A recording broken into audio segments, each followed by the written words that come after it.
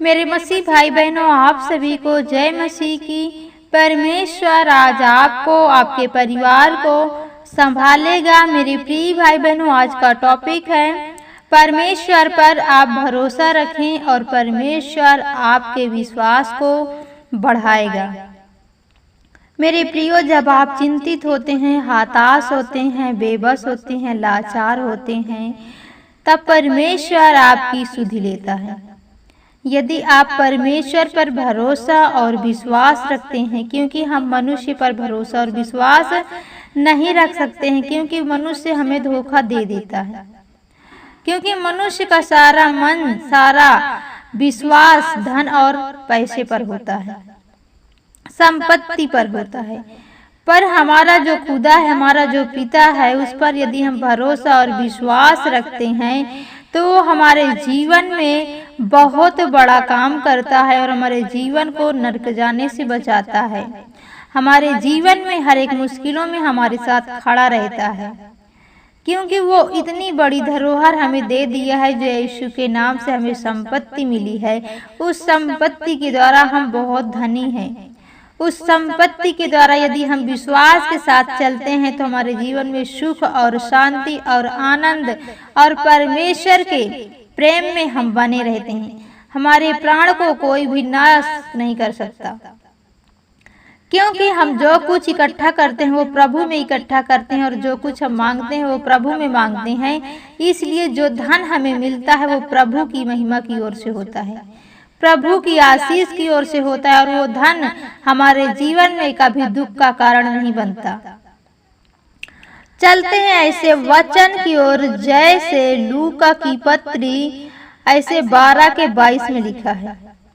फिर उसने अपने चेलों से कहा, इसलिए मैं तुमसे कहता हूँ, अपने प्राणों की चिंता ना करो कि हम क्या खाएंगे, ना अपने शरीर की चिंता करो कि क्या हम पहनेंगे। आमीन।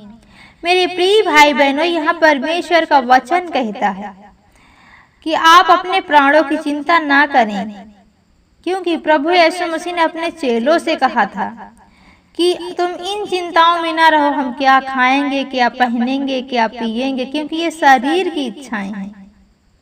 जब हम परमेश्वर की इच्छा करेंगे, परमेश्वर की खोज में लगे रहेंगे, परमेश्वर की वचन की चाहत रखेंगे, तो प्रभु हमारे जीवन में हर एक कार्य करेगा।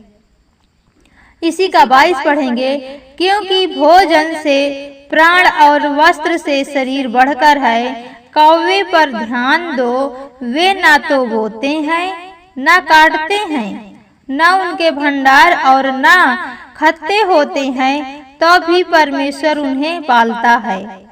तुम्हारा मूल पक्षियों से कहीं अधिक है। आमीन। परमेश्वर का वचन कहता है यीशु मसीह के द्वारा कि तुम्हारा मूल्य पक्षियों से कहीं अधिक है। तुम उन पक्षियों को देखकर सीख सकते हो कि वो ना बोते हैं, ना काटते हैं, ना खत्ते होते हैं, ना भंडार होते हैं, फिर भी वो चिंता नहीं करते हैं, क्योंकि वो अपने परमेश्वर पर, वो अपने ईश्वर पर भरोसा रखते हैं। और हम मनुष्य क्या करते हैं, हम इतना कमाते हैं, इतना इकट्ठा कर लेते हैं, फिर भी चिंता में रहते हैं। तो हमें इन सब चीजों की चिंता नहीं करनी है। और इसी का 25 पढ़ेंगे, तुम में से ऐसा कौन है जो चिंता करके, यानी चिंता करने से अपनी आयु में से एक घड़ी भी बढ़ा ले। कोई भी नहीं बढ़ा सकता मेरे प्रिय भाई बहनों, क्योंकि प्रभु का वचन हमारे साथ है, प्रभु हमारे साथ है, तो हम जो कुछ चाहेंगे वो होगा। पर जो यदि हम चिंता करके सोचे काम को कर लें, तो वो चिंता हमारे लिए एक दिन चिता बन जाएगी।